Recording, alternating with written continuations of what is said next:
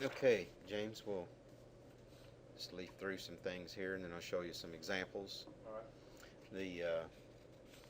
As I discussed in the videos, the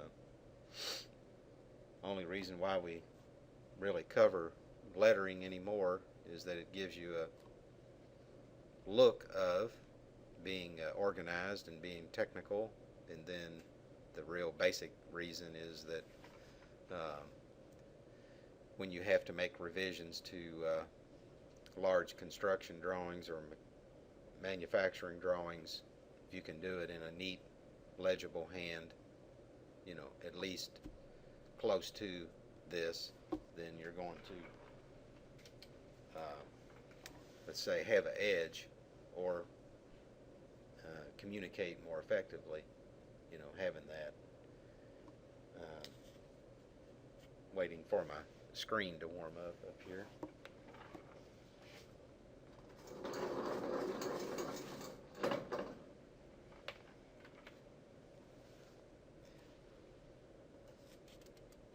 So, lettering, of course, has been around for 100 years or more.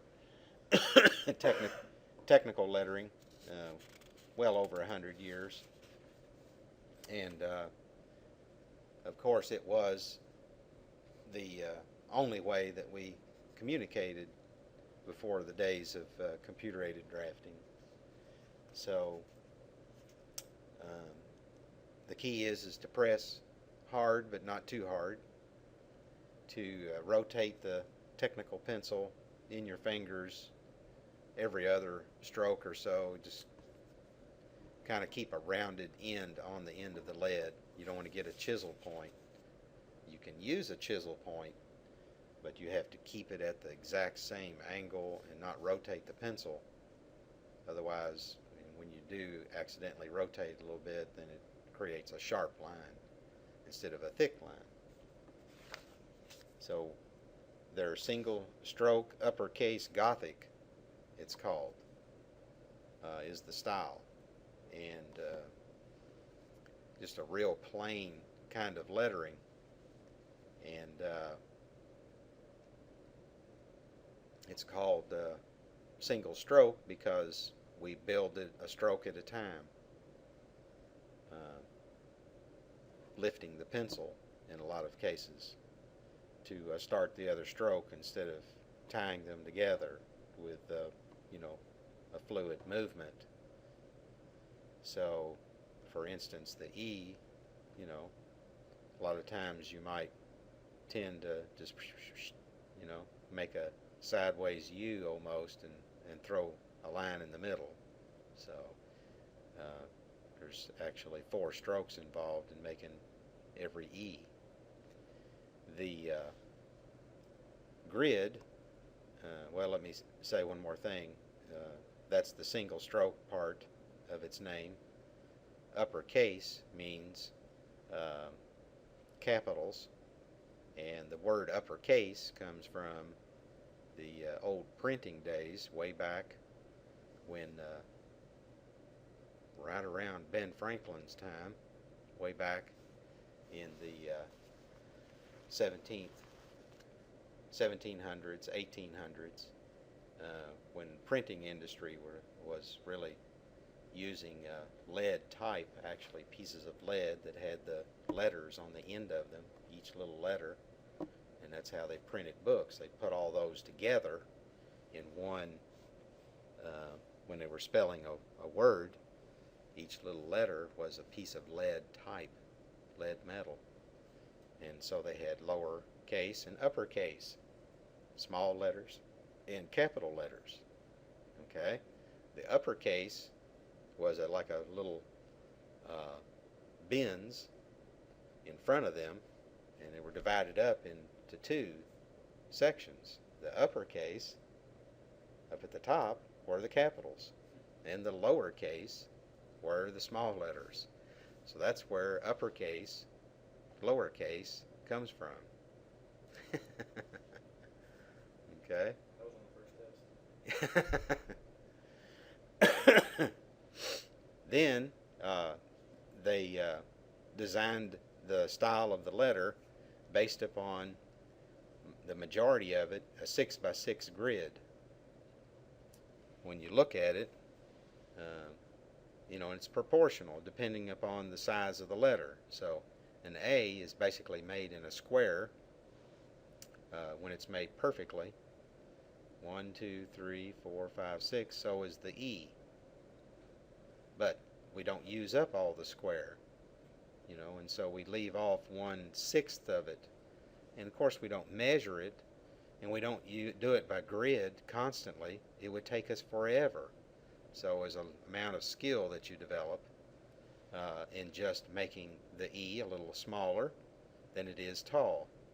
Same way with the N. And then of course when you look at the I, it's going to be just a single line. The T is quite a bit shorter. It's 1.5 units smaller on the width. So is the L. The F is 1 unit smaller, and so forth. Now they made that E just a little narrow, to tell you the truth. The angled line letters, the X and the K, give everybody trouble. The X starts out a little narrower and ends up full width. The K, after you make that first vertical line, you just got to pick a point that's a little bit smaller over to the right and come down and end up about 1/3 of the way from the bottom. Then about halfway into that angled line, you make a perpendicular stroke that ends up a little longer than the top stroke. So something like that. Now when you make the large letters, it's more difficult because the proportions really start to stand out. So most of our lettering is all 1/8 inch. So it's, seeing the proportional differences are really hard to do unless you take a magnifying glass. So long as they aren't too long or too narrow, and generally have these shapes, you're fine, in learning to do it.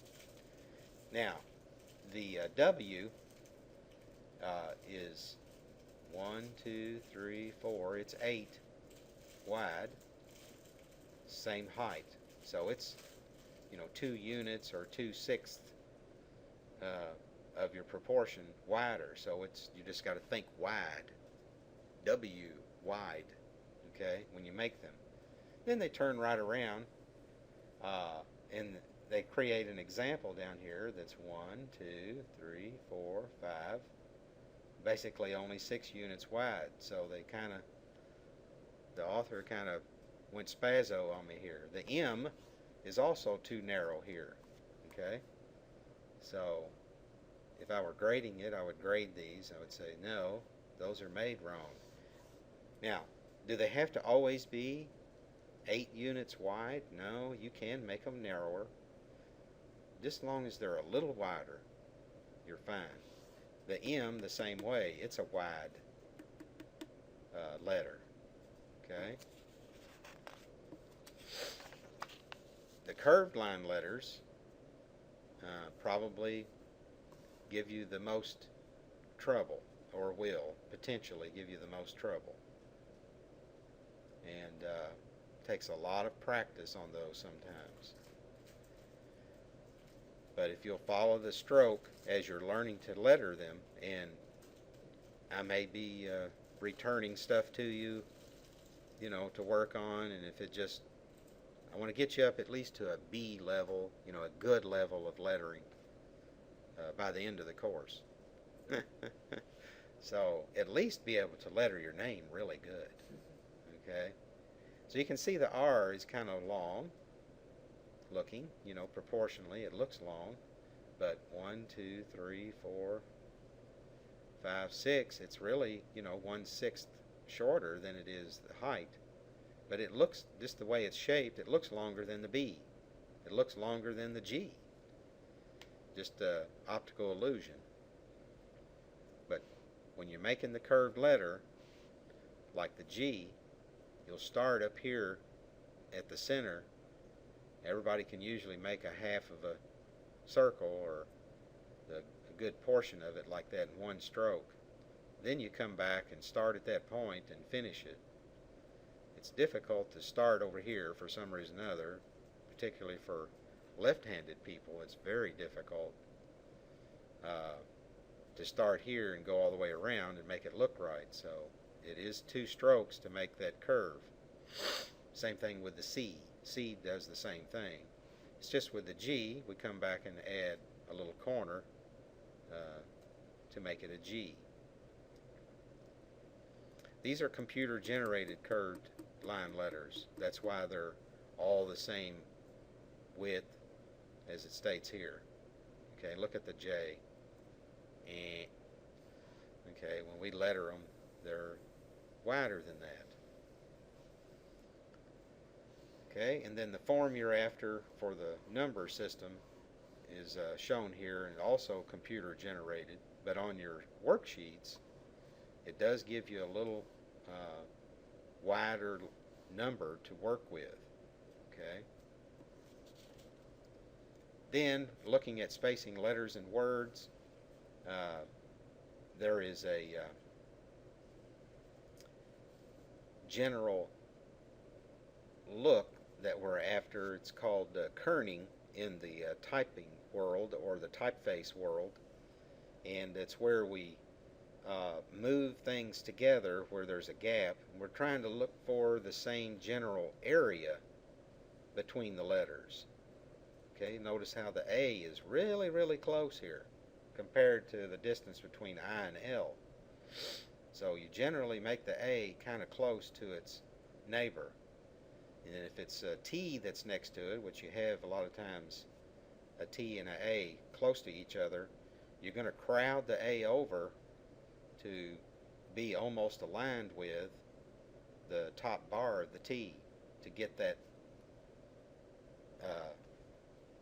equal look. Okay? So when you're doing lettering and you're creating words, then the words between the space between the words are generally a letter O in width. Okay, so they're all kind of an equal space. Although, you know, where there's a T involved, sometimes we'll start those a little bit closer. Let's see, if there's a A. Anyway, you just want to keep it balanced. You don't want a real big space and a little space. And, you know, you want to keep it, give it a nice balanced look.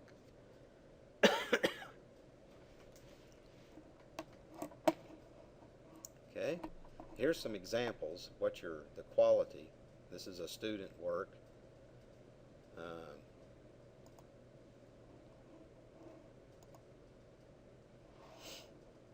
What I'm looking for. So when you make the I, you'll make it generally pretty close together, a space that you would have kind of an equal area between them. Okay, so usually you can get 3 in there. That's actually making the M's a little bit narrow, so really only 2 M's. And then the S's, these are pretty good S's. Okay, they are also difficult to make. The W in this case should actually be all the way across, because you're looking at 1, 2, 3 and a half. It's a little wider, but it could go all the way to the end. They didn't do it on the sample, but it really could be as wide as that W, as the gridded area.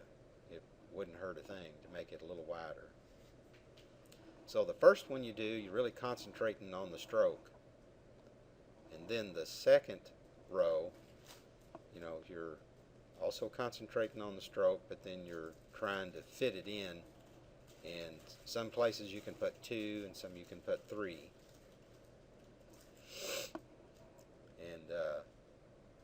this student made them just a little bit too narrow in some cases through here, but it looks good. You know, the proportion's not bad. Right? So just follow your stroke. You need to have the book open and look at it. Think about each time you're making the letter at first. You know, it's like riding a bicycle after that. You'll reach a certain quality, and then it'll become natural. But it takes time. Now the numbers, this is a good style for the numbers, and everybody has trouble with the 9. If you, it's particularly when you're making it large. So just do your best to make it, you know, really want to see it good down in here. I'll let some of this go, but when you get to the smaller letters, you know, try to make them as close to that as possible. If you just can't do it, you know, then I'll let you know, another style you can do, the old stick, the stick 9 I call it, where you just make an oval and a straight line. Okay? Of course the 6 gives some people trouble. Now the 4, these 4s right here are too tall. That is, the bar is too far up. Remember the cross member here goes way down, about 2/3 of the way down, not at the halfway point. These look better. So what I'm looking for is, improvement as you go through it.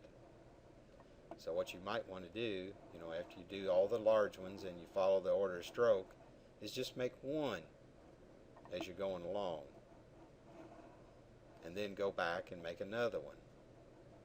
And follow the stroke as you're going through. Okay? And then take lots of breaks. And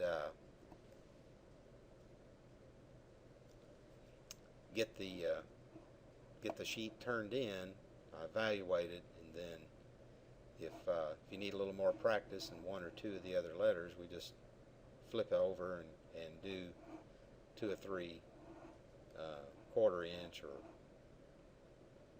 1/8 inch type of size letters. Okay. And then for your sentence, your words that you do,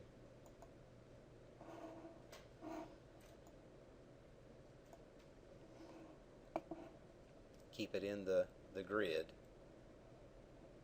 Watch out for your spacing between the letters. This person did a pretty good job on it.